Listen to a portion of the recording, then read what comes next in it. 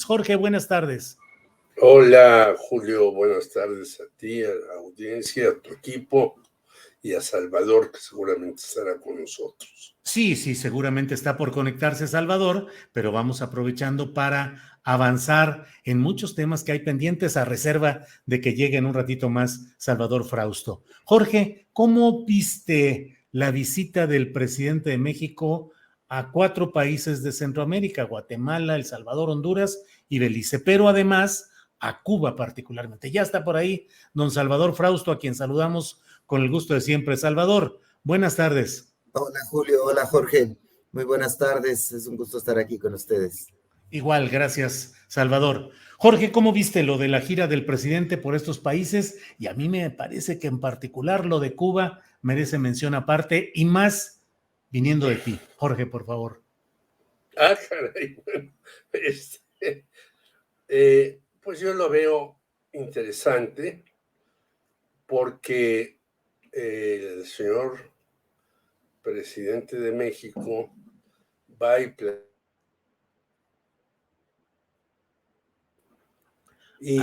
les parecen sugerentes a todos los países donde estuvo, y veo hoy una nota de la señora Viri Ríos en Milenio diciendo que en realidad esos proyectos de Sembrando Vida y de jóvenes construyendo el futuro no son tan loables como se dice.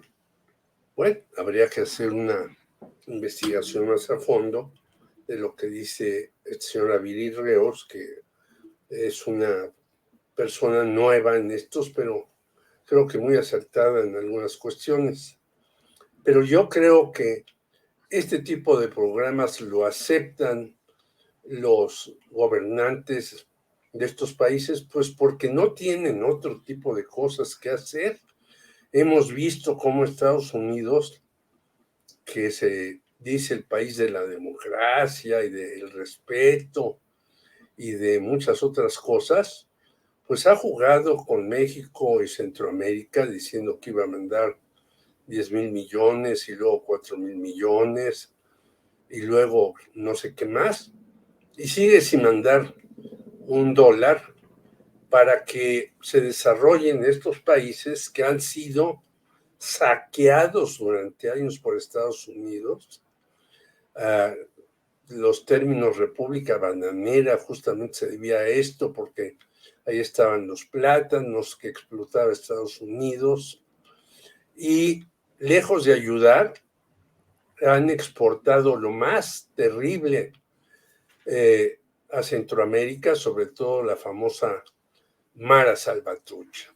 Hay por ahí un libro de Marco Lara Clark que se llama Hoy me toca la muerte, que habla de la Mara Salvatrucha, cómo se funda en Estados Unidos, cómo se desarrolla, cómo, igual que toda organización criminal, se va haciendo de diferentes maneras o se va disgregando, y ahora ya tenemos la Mara Real y la Mara no sé qué, y muchas otras organizaciones criminales. Y mientras sucede esto y tenemos represiones como del señor Bukele, que son prácticamente fascistoides, eso se llega porque no hay desarrollo en nuestros países, no hay progreso, no hay ni siquiera un avance económico, sino hay una regresión. Y en esos mismos países, 10 o 2 familias ganan muchísimo dinero en una serie de actividades, desde las legales hasta las ilegales, porque ellos también están metidos en estos grupos criminales. Entonces me parece muy interesante. Lo de Cuba también me parece interesante, y que haya dicho López Obrador hay que ser la revolución en la revolución, como si recordáramos allí Regis Debray, que hablaba de eso hace muchos años. Es decir, una revolución no puede tener tantos años sin moverse. Y yo creo que ahí en Cuba hay que ampliar los derechos humanos, no hay que tener mano dura contra todo aquel que se mueve, porque hay un montón de jóvenes en la cárcel por querer cambios en Cuba, en lo cual yo estoy de acuerdo. Yo podría defender a la Revolución Cubana por todo el boicot que ha tenido Estados Unidos, pero de verdad que meten a la cárcel a mucha gente porque se expresa de una u otra manera, y eso me parece que va en contra de la Revolución Cubana, no abona a su favor. Y yo creo que hizo bien López Obrador, pues haciendo un giro metafórico, sin tratar de intervenir en la política cubana, para decirles, pues hay que realizar cambios, porque si no, esto puede estallar en algún momento. Entonces, yo consideraría positivo, con sus luces y sombras que siempre hay en cualquier cosa, en cualquier gira, la gira de López Obrador, y es un llamado a Estados Unidos de que, pues si no, esto va a llegar a estallar próximamente. Y el señor Joe Biden, que había dicho que iba a mandar $4,000 millones, pues no sé por qué no los ha mandado, si no está esperando a que estalle el volcán. Esa es mi reflexión. Gracias, Jorge Meléndez. Salvador Frausto, ¿qué opinas? ¿Cuál es el saldo de la visita del presidente de México a 4 naciones centroamericanas? Y bueno, a mí me parece que particularmente lo de Cuba tiene también un significado muy especial. Pero ¿cuál es tu opinión sobre esa gira y sus luces y sombras, Salvador?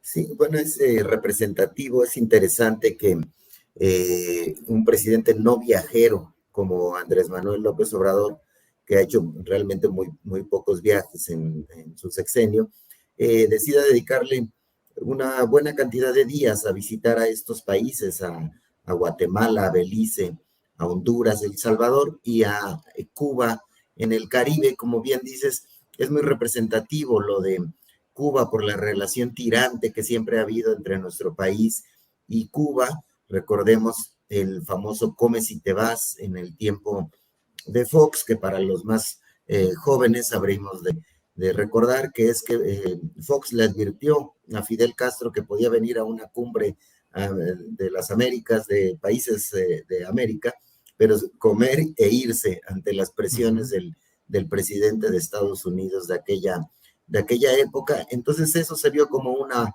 ofensa en esa época, en ese sexenio de Fox, se enfriaron las relaciones de manera importante y no se recuperaron sino hasta con Peña Nieto se recompusieron de alguna manera las relaciones con Cuba, y México pues ha tenido ese tipo de relación tirante por su cercanía con los Estados Unidos, y ahora viene y se coloca en una situación interesante, me parece, al manifestar su respaldo y su apoyo a la Revolución Cubana, aunque diga que le parece que hay que hacer cambios o una revolución dentro de la revolución, me parece que se coloca en un nivel de cercanía interesante también con los países de Centroamérica y pues dice, no nos podemos esperar no solo en Cuba, digamos, en esta gira, no nos podemos esperar a que llegue el dinero prometido en Estados Unidos, sino tenemos que empezar a hacer acciones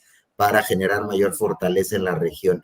Entonces, es interesante la cercanía del presidente hacia Cuba, su respaldo, y lo veo como en una especie de dos frentes, digamos, el asunto cubano y el asunto de los otros 4 países centroamericanos, pero ¿en qué se juntan? En el asunto de que el tema de la pobreza, la violencia y la migración, que es lo que más le preocupa a los Estados Unidos, no se van a poder resolver si no se mejora si no se disminuye la pobreza, si no hay generación de empleos en los países centroamericanos, y esta situación paliativa de apoyarlos a los países de Centroamérica con programas como Sembrando Vida o como jóvenes construyendo el futuro que se han extendido a estos países, o dando trabajo a partir del Tren Maya a algunos guatemaltecos, algunos ciudadanos de estos países, pues puede empezar a paliar un poco, a contener la migración desde sus orígenes, a tener algún tipo de medidas en lo que se espera que Estados Unidos se suba de verdad a este tren de contenerlo, ¿no? Es decir, la migración no se va a poder resolver si no es con fuentes de trabajo, y me parece que por ahí hay un camino correcto para tratar de contribuir a este problema, que en realidad la solución solo estaría si Estados Unidos se sube y logra comprender que hay que invertir en la región para que no haya la necesidad de que los ciudadanos de Centroamérica y de México migren hacia su frontera. Entonces es un problema súper complejo, pero la solución me parece que va en el camino correcto, en llevar dinero, crear empleos y que la gente permanezca y se arraigue en sus comunidades antes de optar por decisiones tan peligrosas como es migrar, y de la manera en la que migran nuestros ciudadanos vecinos de estos países, Julio. Gracias, Salvador.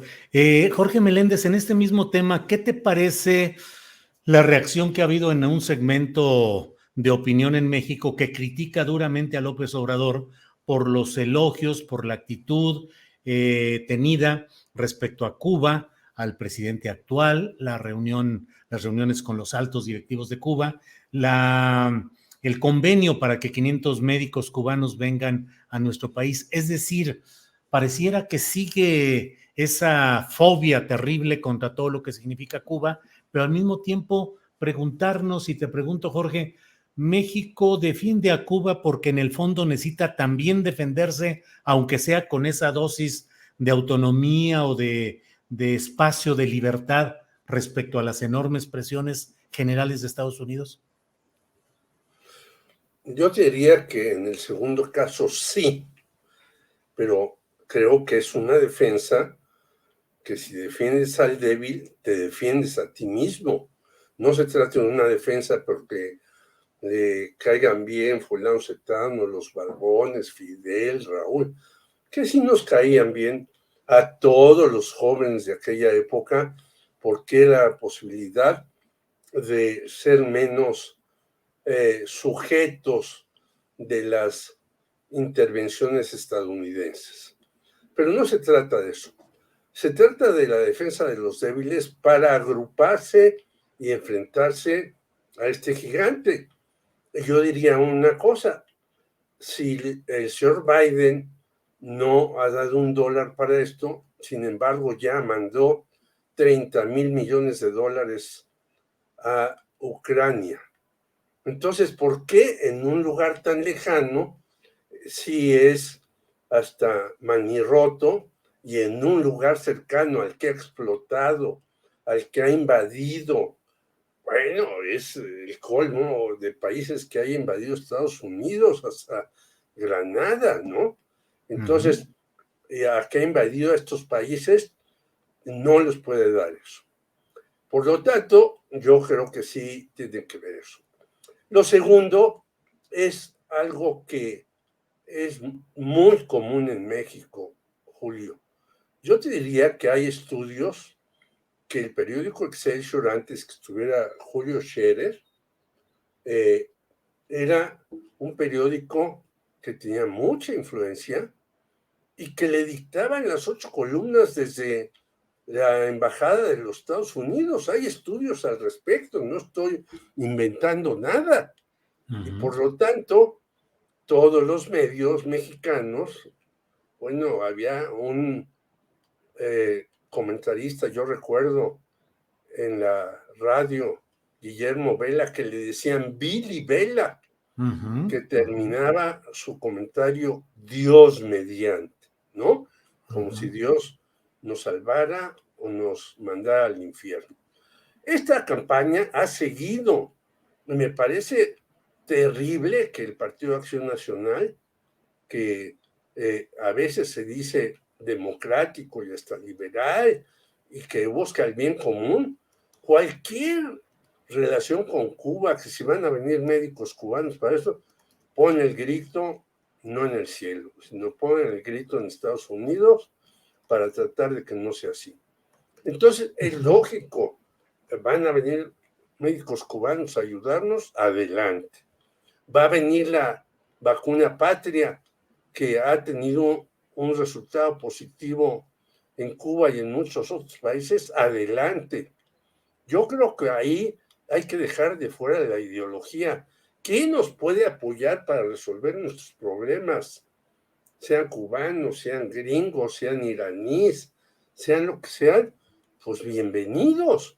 Yo creo que esa cuestión ideológica enraizada de que todo lo bueno viene de Estados Unidos, que se está derrumbando a nivel mundial, porque China le está ganando en 25,000 cosas, pues solamente la siguen teniendo estos espíritus que creen que todo lo que viene de la frontera mexicana del norte es buenísimo y todo lo que viene de otro lado es malísimo. Pues es un sistema tan maniqueo y tan tonto que se está derrumbando por todos lados, pero ellos, ante el derrumbe, se siguen aferrando a toda una serie de cuestiones y lo único que muestran es una pobreza ideológica, de espíritu y de ver incluso lo que ellos han mencionado, la globalización. Bueno, si estamos en la globalización, pues de muchos lugares pueden venir soluciones a problemas que tenemos. Claro. Gracias, Jorge. Salvador Frausto, ¿crees que el presidente de México está construyendo una base de liderazgo regional en Centroamérica y que puede extenderse a otros gobiernos progresistas de Latinoamérica? Que la extensión de sus programas sociales como Sembrando Vida y algunos de ellos, y su presencia ayudando con visas que ha prometido, la inscripción de guatemaltecos en el Seguro Social, la llegada de cubanos médicos a México, en fin, ¿crees que está construyéndose una cierta plataforma de liderazgo regional de López Obrador? Sí, los signos se ven ahí en aplicación de posibles soluciones muy distintas a las que habíamos escuchado. Nada más estas, las de los programas sociales mexicanos en Centroamérica, visas a guatemaltecos que puedan inscribirse en el IMSS. Estamos viendo el intento de nuevas soluciones que propicien una integración de estos países. Esto lo vemos como muy claramente en el caso de esta gira en Centroamérica, pero también otros esfuerzos como la cercanía que ha mostrado con el presidente de Argentina, o por ejemplo con el que es de izquierda, o también este asunto que está tratando de hacer para defender el litio con Chile o con Brasil, que le encargó a Marcelo Ebrard.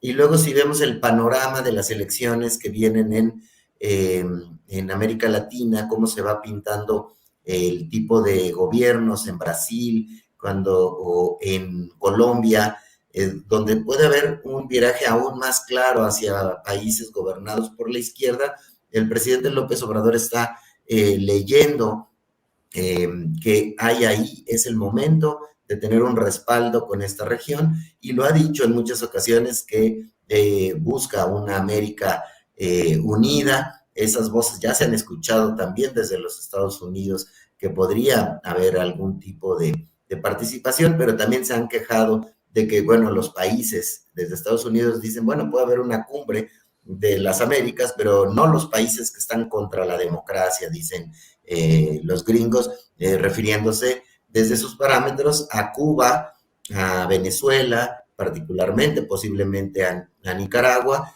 y la posición de México es como más abierta en esos sentidos, es decir, pues vamos todos a dialogar. Está queriendo colocarse en un punto que le dé fuerza importancia dentro de América Latina para poder negociar mejor, supongo, con los Estados Unidos. Y redondearía este asunto con el tema de que me parece más o menos buena y por buen camino este tipo de medidas, porque la distribución de la riqueza en el mundo es brutal y no parece haber soluciones. Cuando hicimos el libro de los 12 mexicanos más pobres, hace como 5 o 6 años, recuerdo que el 1% de las personas en México controlan el 50% de la riqueza de México.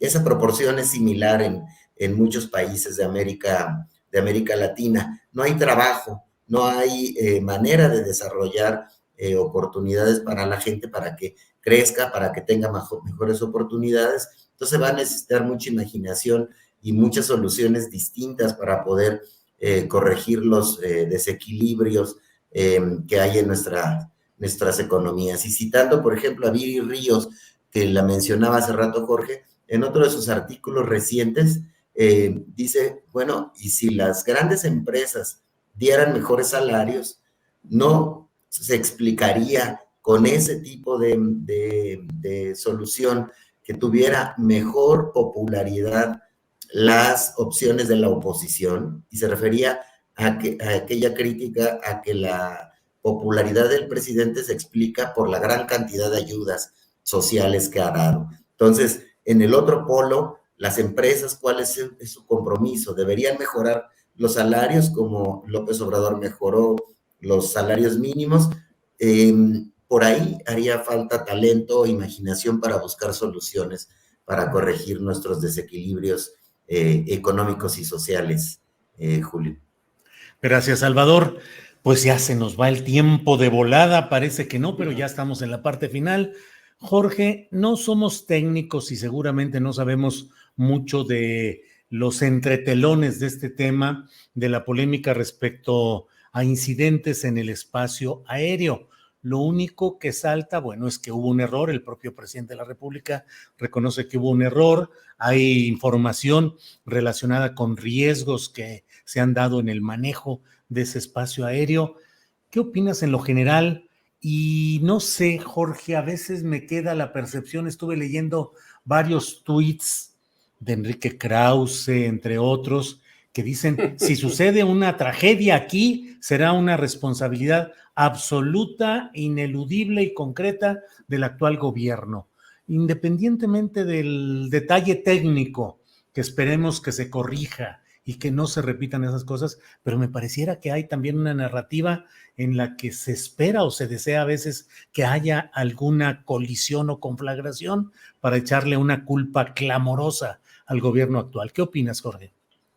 Pues yo le diría al señor Krause que si él no hubiera recibido tantos millones de dólares de los diferentes gobiernos, se hubieran repartido entre la población, no estaríamos tan gravemente enfermos, como lo decía Salvador, en donde el 1% de la población recibe el 50% y el 99% recibe el 2 o el 3%. Entonces, Krause, como siempre, no tiene interés más que en decir, ya viene la tragedia, se los dije. Yo creo que en efecto el Aeropuerto Internacional de la Ciudad de México está saturado. Se necesita cambiar al Felipe Ángeles. Yo no sé si sea bueno o malo, no tengo los estudios técnicos, pero lo que sí diría, pues ¿por qué no se hace? Al parecer ya se va a terminar una obra que dejó inconclusa Enrique Peña Nieto, que es el tren México-Toluca. ¿Por qué no se utiliza más el aeropuerto de Toluca cuando se termine el tren y se llega rápidamente ahí? ¿Por qué no se hace un tren al aeropuerto internacional Felipe Ángeles para que sea más rápido el asunto? ¿Por qué no se hace una operación mayor en el aeropuerto de Puebla, etcétera, etcétera? Yo creo que si hay problemas en el Aeropuerto Internacional de la Ciudad de México, y ya vimos uno. No voy a entrar a las partes técnicas, simplemente planteo estas cuestiones, pero hacerle al Enrique Krause es hacerle al maquiavélico más feroz y pedestre que hay en el mundo.